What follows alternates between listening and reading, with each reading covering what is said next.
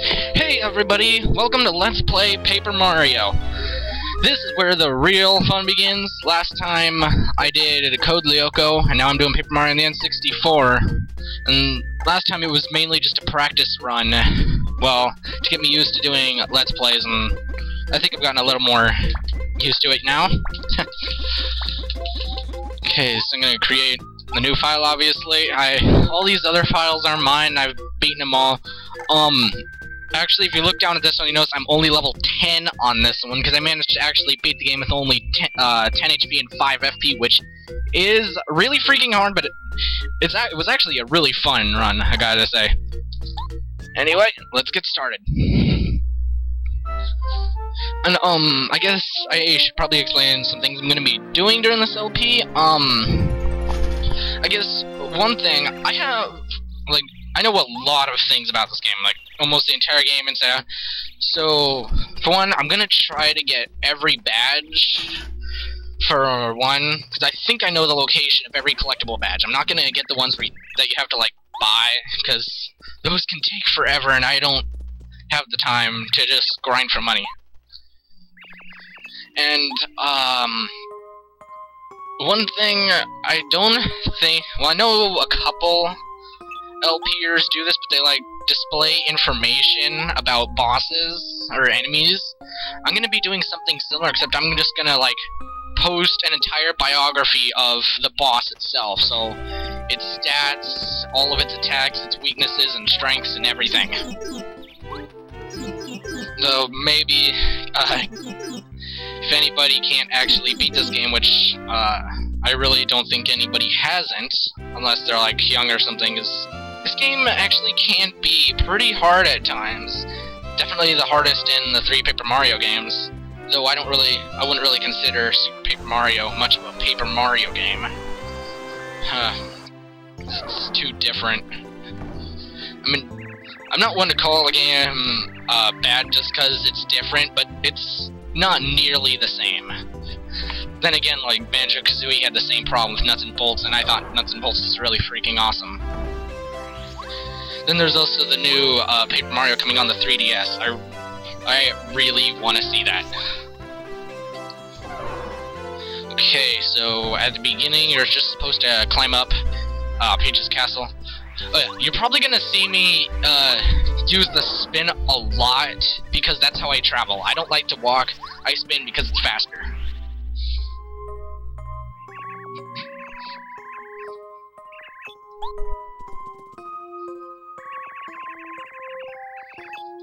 Oh yeah, actually on my practice run where I was practicing commentary for this and stuff, I originally did voiceovers for these characters, but I realize now I'm just not gonna do that. Like, the only character I could probably do good is Bowser. Speaking of which, where in the world does this castle come from? How in the world could he have built that underneath Peach's castle and nobody know about it? It just doesn't make sense. Then again, a lot of things he does, I don't know, it doesn't make sense. Whoa, that was weird. There was a graphical glitch. Not that I'm playing on the Virtual Console version, like I said. I noticed a little graphical glitch on one of those spiked balls. Like, half the texture was invisible. I'll point it out in annotations.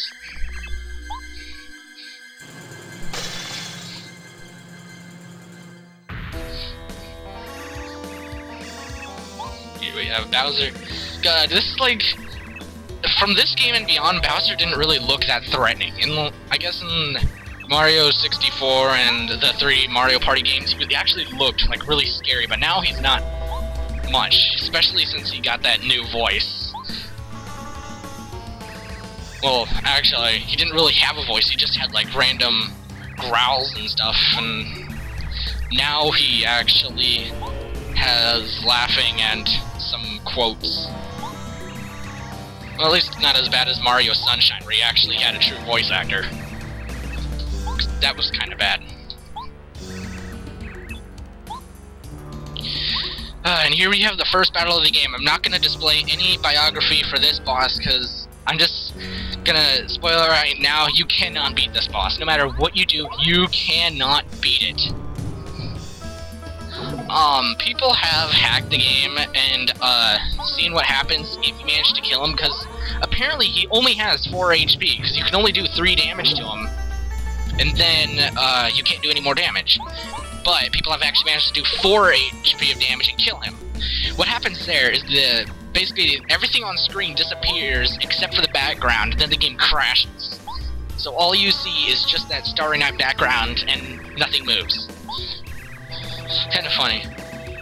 This game actually has quite a few, and actually has some interesting hacks. There's one that makes it so then you can, I guess, move anytime you want, even during the cutscenes. So basically, you can do things that you're not supposed to. People have actually managed to go up and fight the final boss's Peach later.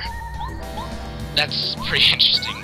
And no, you cannot beat the final boss's Peach, just telling you.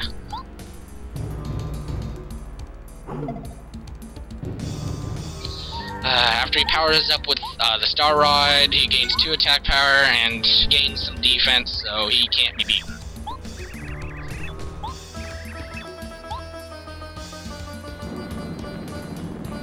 Fatality.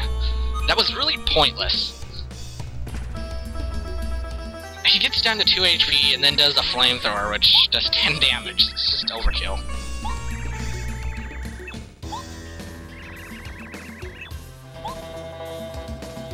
There he goes, all gloating over the Star Rod.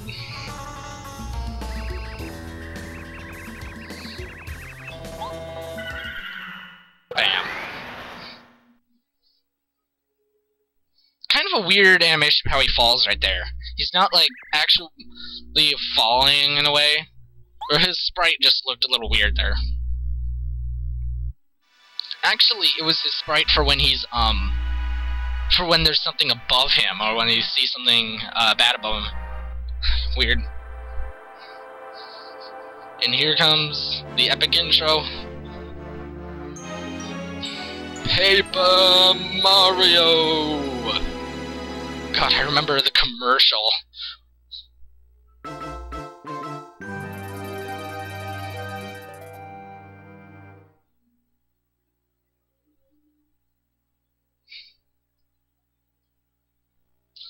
God, the commercial for this game was hilarious. Just shows like a paper cutout of Mario fishing. He hears Peach. He jumps in the water and he just like skids across the water. In his jumping sprite, and he gets to Bowser's castle and like Peach is hanging over was it hanging over a paper shredder? Video game commercials back then, they were so freaking funny. It wasn't once they got to the next generation, then they stopped being funny. The ones I mainly remember were the Metal Gear Solid commercials. Metal Gear Solid 2 Subsistence commercial had a business guy like sneaking around his office and doing all things like going up against edges, looking around corners and hiding in boxes, crawling under desks. The good old days when commercials were actually good. Now they just take up 95% of TV shows. And they're all stupid.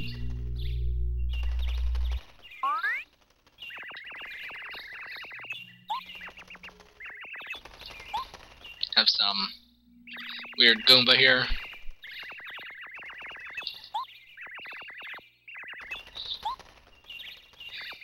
Yep, it makes me wonder, how do, like, Goombas get anything done? They don't have any arms, and all they can do is use their head, which is as solid as a rock. So how can they, like, build a village or anything, like, here? Because it doesn't make any sense, unless they had someone else to help them. Another graphical glitch of the Virtual Console version, you can see he has a shadow in midair. Yeah, the Virtual Console version is almost perfect. There's just a couple things. The main problems consist of mainly texture problems, like is the shadow right there. Then there's also a few texture tearing points, where I guess the textures don't quite meet up, so you see a little line if you can see, there's a little black line on the ground, or a couple little lines. It shows that the textures aren't quite aligned correctly. Then I think there's once where there's like a sound desync shit or something.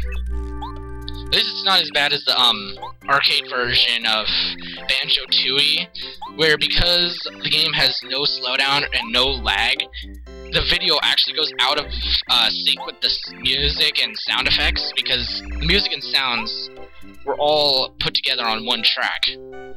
But because there's no lag, I guess it actually goes out of sync, so you hear music much later than you're supposed to. It's kind of funny.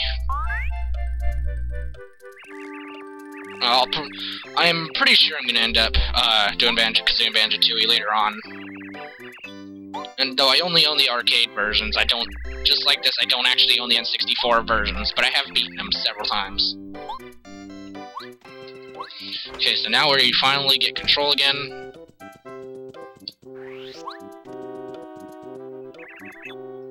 Okay, talk to this guy, tell him you wanna leave, but apparently you can't because the gate's broken.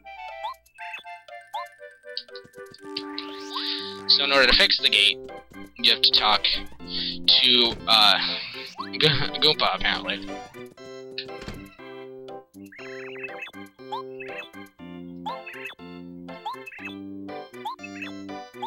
But he's busy fixing the veranda, so he can't help us fix the gate.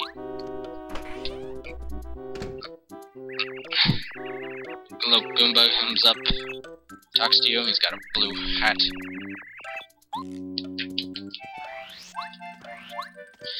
And you talk to the father and you find out that he actually fixed the gate on his own.